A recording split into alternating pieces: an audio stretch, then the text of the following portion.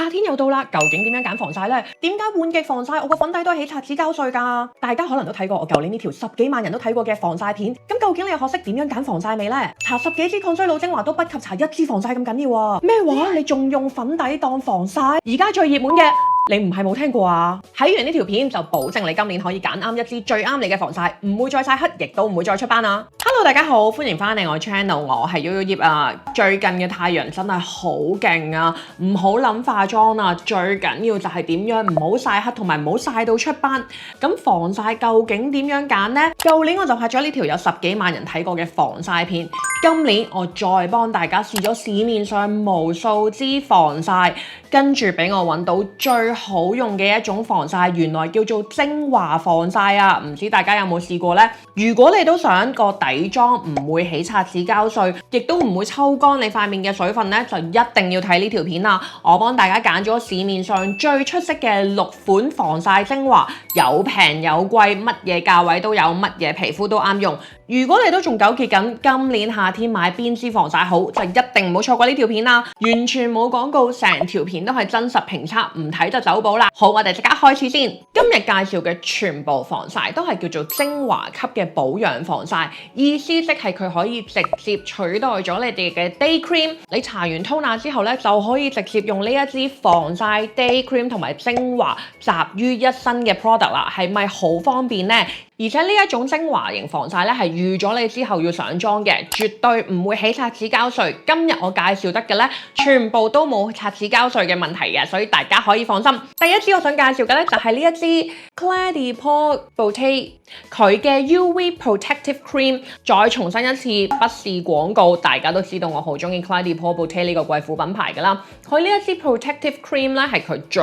出色嘅防曬嘅，我個人認為，因為佢有 SPF 50+同埋 PA4+嘅保護係數非常之充足啊，而且佢搽上面係超級 luxury， 好絲滑，好舒服。就算我係混合性偏油嘅皮膚，夏天用其實絕對唔會覺得笠。佢搽上去咧係有少少感覺嘅，唔係嗰啲仿如無物嗰啲，係好 silky， 好舒服。上到面咧好快吸收，好柔潤，好保濕嘅。佢係一種好 velvet， 好適合之後後續化妝嘅質地。佢聲稱咧有10小時嘅保濕能力，上面之後咧仲有一種好似天生好皮膚嘅光澤感。佢入邊咧仲有一個黑科技叫做選擇性過濾，可以將有害嘅紫外光咧擋喺出邊，同埋入邊咧仲有修護細胞嘅功能喺度。除咗幫你阻隔紫外光對你皮膚嘅傷害之外咧，仲有同時抗衰老。咁如果你係偏乾嘅皮膚啦、成熟肌啦，平時搽嘢點都唔夠嘅話咧，夏天就可以試下呢一款防曬啦。佢之後無論你點樣搽粉底咧，佢都係唔會起擦紙膠碎。佢冇一般咧好高係數防曬咁樣咧會好乾，幾個鐘頭之後咧有抽乾水分嘅感覺。咁當然啦，佢嘅售價咧係唔平嘅，係800蚊一支啦。800蚊一支防曬咁貴，Yoyo 唔係黐線㗎。但係你要諗下喎，其實 Clé de Peau Beauté 平時嘅面霜係過千蚊，而呢一支咧其實可以當面霜用嘅話咧，咁其實佢個價錢仲平過平時嘅 face cream， 所以我覺得咧性價比嚟講咧，其實佢係 OK 嘅。呢一支非常之推薦俾沙漠肌同埋成熟肌。第二款要介紹嘅咧，同樣都係日本嘅貴婦品牌，咁係我呢個 channel 比較少啲提到嘅。但係咧，因為我係睇咗日本嘅 LDK Magazine 咧，對佢哋嘅防曬有好高嘅評價，所以咧今年我就特登試下。點知一試完之後咧，真係覺得佢哋嘅表現好好。就係呢一支日本品牌 Albion 嘅 Super UV Cut Intense Concentrate Day Cream， 咁同頭先介紹嘅嗰支 Clé de Peau 一樣，佢都係有 SPF 50+同埋咧 PA4+嘅保護係數。佢喺日本嘅口碑咧係非常之好，因為咧佢係好似 Clé de Peau Beauté 咁樣係一支高階嘅貴婦級防曬，主打咧 DNA 修復，唔單止可以防到紫外光入邊嘅 UVA 同埋 UVB， 連藍光啦同埋近紅光都可以防禦到，即係一啲咧我哋平時用手機啊或者係生活環境入邊咧會遇到損害我哋皮膚，令到皮膚老化嘅一啲因素，對於一啲成日用電腦啊、日日用手機嘅女仔嚟講咧係非常之實用。咁既然佢同 Clé de Peau Beauté 咁相似，價錢又一樣嘅時候，點解我呢條片要介紹兩支咁相似嘅防曬呢？個原因就係佢嘅質地係輕薄好多㗎。頭先咪講話 Clé de Peau 淨係適合沙漠肌同埋極乾肌嘅，呢一支咧混合性皮膚或者年紀唔係好大嘅女仔咧都非常適合。佢支上手咧推出嚟嘅質地咧係明顯地薄過 Clé de Peau 嗰個好多，同埋容易吸收好多。佢嘅感覺咧似係一個乳液多過係一個 cream， 同埋一搽上去咧即刻同皮膚融為一體，唔需要好似平時一啲比較厚重啲嘅防曬咧要捽多幾下先至吸收嘅，同埋咧非常之水潤，係好似咧即刻幫皮膚飲飽水，好舒服嘅感覺。而且我覺得咧佢仲有少少提亮嘅效果啦，絕對唔會泛白。用喺化妝之前咧，絕對可以令到之後嘅底妝咧更加貼薄嘅。咁佢同樣地啦，亦都係搽完 toner 之後，精華、face cream 同埋防曬集為一體，非常之方便。洗個面搽個 toner，直接用佢咧就可以上粉底液㗎啦。大家係咪對 Albion 好似有少少陌生啊？其實你一早就聽過呢個牌子㗎啦。佢就係咧大家成日聽到呢個好出名嘅伊大餅嘅嗰個品牌，其實咧佢都係日本嘅一個貴婦牌子嚟嘅。不過喺香港咧，我就覺得相對地少啲人用佢嘅 product。呢一支咧，我已經用晒一支啦，我真係覺得好舒服，好中意，所以咧即刻回購咗。如果大家咧都好似我咁樣係混合性偏油肌嘅話咧，唔想要一支好立嘅質地，但係咧又想要一支高階啲貴婦型嘅精華修護防曬嘅話咧，呢一支一定唔會失望啊！頭先介紹嘅嗰兩支咧，相對地咧都會可能滋潤少少啊，或者對於一啲可能中意柔潤啲膚感嘅女仔會啱啲嘅。咁但係如果你話哇 Yoyo 我真係超級怕立好油，或者我淨係中意啲好水感嘅嘢，千祈唔好俾我任何一滴有柔潤感覺嘅嘢嘅，夏天我真係搞唔掂。嗱，你放心，嚟緊呢一支咧就超啱你啦。喺網上邊咧，其實勁多人講嘅呢一支都係日本品牌 Kanebo 嘅 Veil of the Day 日間水膜防曬精華。呢一款精華咧，我覺得其實唔好話女仔啊，應該男仔都好中意，因為佢係超級水感，佢係 SPF 50啦，PA 咧3個加，相對地防曬係數低少少，但係都好夠噶啦。最重要咧，佢係有75% 嘅水分，採用咗一個咧比較特殊嘅結構。官方宣稱咧，用咗佢之後咧，可以喺皮膚形成一個比普通防曬厚10倍嘅水膜啊，提供12小時不間斷嘅保濕。呢一支咧，我覺得真係更加似精華多過係一個乳液嘅。一推開咧，完全係水感，非常之清爽。如果你完全唔中意黏粒感嘅話咧，呢一支就非常啱你啦。佢亦都係完全唔泛白啦，唔會卡毛孔啦。我覺得如果大家平時有用開 primer 呢樣嘢咧，其實佢推開嘅質地咧更加接近 primer 嘅。而我亦都覺得咧，如果用咗佢咧嚟當呢個精華防曬嘅話咧，之後上妝咧，好似咧我個底妝咧真係冇咁容易出油啦，冇咁容易浮嘅。所以如果咧你係好容易出油嘅朋友仔咧，完全唔中意立嘅嘢咧，例如係混合性偏油或者係油肌或者係敏感肌同埋暗瘡肌咧，呢一支咧可能你都會適合㗎。好啦，第4支要介紹嘅咧就係講防曬嘅話，點可以唔講資生堂 Anassa 嘅系列啦。舊年咧我就介紹咗呢一支金色包裝好 classic，好多人都用過嘅防曬啦。嗱，呢一支咧真係好勁，完全唔會曬黑嘅。不過我都明㗎啦，好多人咧都會覺得佢上咗面之後略嫌比較油啊，好似有層膜咁啊，好難洗。係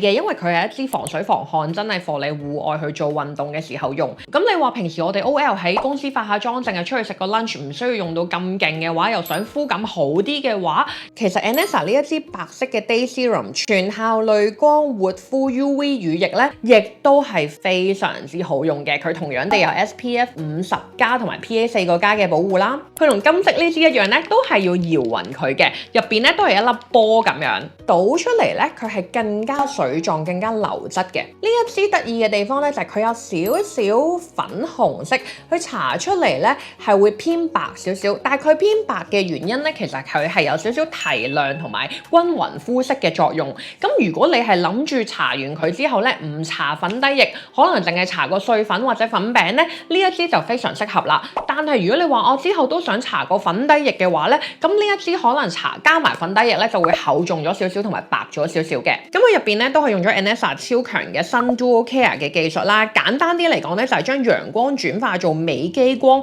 防曬咧同時抗衰老。入邊加入咗透明質酸啦、膠原蛋白啦，同埋全明酸呢種美白成分。我自己覺得咧，佢通噏效果就好好，控油效果都唔錯，上面嘅膚感亦都 OK。如果平時唔想化敷 makeup 或者濃妝嘅話咧，洗完面用 toner 之後搽呢個加埋少少碎粉或者粉餅咧，就可以出街啦。係一個做到偽素顏又有好強防曬保護度嘅防曬，但係都要講一講，佢咧就同 Anessa 金色呢一支一樣，就真係唔適合一啲咧偏乾或者成熟肌嘅，因為始終佢都會有少少控油啦。咁如果你太乾嘅話咧，你用佢嘅話咧，你下晝咧係有機會覺得容易啲出紋嘅。但係如果你話哇，我係出油皮膚，呢一支咧就非常適合啦。頭先嗰啲咧都係專櫃品牌啦，貴少少。咁嚟緊呢兩支咧都係一啲開價嘅牌子嘅，因為我都知道大家咧都中意一啲小資女之選啦。咁首先要介紹呢一個咧，就係我一向都好中意嘅，又係品牌 Excel。咁呢一個開價品牌咧，其實佢好多產品我都好中意噶啦，例如化妝品啦，或者係佢嘅粉底液。咁呢一支咧就係Protective UV Essence， 咁可能好多人都有用過噶啦，就係一支好水感嘅防曬啦。佢每年咧都會推出一啲限定嘅香味嘅。咁如果你對香料唔敏感嘅話咧，其實都可以試下，因為佢每年嘅味道咧都好特別。佢一推開咧，搽上手咧，其實真係好薄，好似完全係一個水精華咁樣嘅，同埋好透明，完全唔會有粉感，唔泛白，完全唔黏立唔悶焗嘅，非常之適合一啲咧好中意好透薄啦，或者係本身會出油嘅女仔。咁佢入邊咧亦都加入咗 ceramide 啦，同埋透明質酸啦，咁都係一啲咧清爽得嚟咧又保濕嘅成分。我自己咧就中意佢比較輕盈啦，咁之後無論上一啲可能 cushion 啊，或者係厚重啲嘅粉底液咧，都唔會起擦紙膠碎嘅，同埋咧佢完全冇色，完全唔泛白咧，就唔會影響到你後續搽嘅化妝品，唔會話令到佢白咗嘅問題。咁如果你本身 budget 有限，又想要揾一個完全唔黏立嘅防曬咧，呢一個如果喺藥妝店見到咧，真係可以試下。不過賣一賣關子先，呢一支嘅防曬保護力咧，其實原來冇想象之中咁犀利。最後咧，我會同大家 share 下我實測咗呢今日介紹嘅6款防曬精華，究竟佢哋咧表現如何嘅？想知咧就睇到最後啦。好啦，最後呢一款咧，其實係有少少唔夠資格擺落去今日呢一個精華防曬嘅系列嘅，因為其實咧嚴格啲嚟講，佢係一支 primer 嚟嘅。咁雖然佢話佢係一支精華型嘅 primer 啦，但係因為我用咗一段時間，都真係覺得好滿意，而且覺得又好平啦。呢一個表現咧，真係唔可以唔推介俾大家，所以咧就夾硬將佢掹車邊放埋入去呢個精華防曬系列。咁就係呢一支日本品牌 Maquillage 嘅，咁佢叫做 Essence Base， 咁有 SPF 50+同埋咧 PA 4個加，非常之強大嘅防曬係數啦。講緊只不過係港紙150蚊左右，係我平時拍片啦、出街啦，或者成日都喺 Fred 嗰度燒大家買嘅一支 product 嚟嘅，擠出嚟俾大家睇下。佢咧係有一個好似淡 beige 嘅顏色啦，有少少改善膚質嘅，因為始終咧佢係一個 primer 嚟啦。推開咗之後咧，成個膚感咧係會 tone up 咗一度嘅。其實佢最犀利嘅咧就係佢有一個毛孔隱形技術，加入咗一個特製嘅粉末同埋美容液成分，可以令到搽完之後咧啲毛孔冇感覺啊。除咗佢嘅質地好舒服，擠出嚟咧係水潤得嚟唔黏立啦，仲可以修飾到毛孔，兼且咧可以提亮膚色，而且防曬係數又非常之夠，仲要賣緊咁嘅價錢，你話有咩理由唔介紹俾大家？其實都有一個理由嘅，就係香港買唔到。但係唔緊要，大家都成日返鄉下㗎嘛，只要有朋友仔去日本，喺所有嘅藥妝店咧都可以買到呢一支㗎啦。如果你係混合性偏油肌，或者咧毛孔比較粗大又抗傷咧遮毛孔呢個問題嘅話，一用咗佢就好似輕輕加咗一層 filter 咁樣啦，塊面真係好靚。就算你之後唔搽粉底液，淨係輕輕印少少粉餅咧，已經非常足夠啦。所以我會覺得咧呢一支相對地咧更加似一支咧精華型嘅防防曬 primer 嘅。咁至於你哋如果本身皮膚比較乾，但係又想有呢個修飾毛孔嘅作用咧，可能你就會加翻少少 day cream 喺之前啦。但係如果你話喂 Yoyo 我係出油皮膚嚟㗎，我係暗瘡肌嚟㗎，咁就 perfect 啦。洗完面用完toner直接用佢，之後上個遮瑕膏同埋粉餅咧就非常夠做㗎啦。我覺得呢一支咧持妝效果都非常好啊！講真，朝頭早化完妝輕鬆 keep 到去晏晝絕對冇問題，3000幾 yen 嘅價錢絕對值得入手。好啦，最後要同大家公佈下，就係我將呢6支防曬咧都搽咗上呢一隻幫手 check 下 UV 防曬係數嘅燒鵝上邊。咁究竟佢嘅表現係點呢？呢6支入邊咧，其實大部分嘅保護能力咧都非常之好嘅，唯獨是呢一支 XL 嘅 Protective UV Essence 表現咧就好似強差人意少少啦。我真係將佢一擺出去出邊咧，佢就變紅啦。所以嚟緊咧，就算我用佢嘅話咧，我之前都要加翻一個防曬，我先夠膽用嘅。今日介紹嘅其他5支咧，大家就可以放心就咁用佢當防曬出街。就算之後嘅所有 product 咧都冇防曬係數都唔緊要，都唔驚曬黑曬到出斑啦。最後要提大家防曬一定要搽足2隻手指，記住呢個耶字，咁樣先有足夠嘅保護能力㗎。好啦，咁我哋下條片下個禮拜5再見啦，拜拜。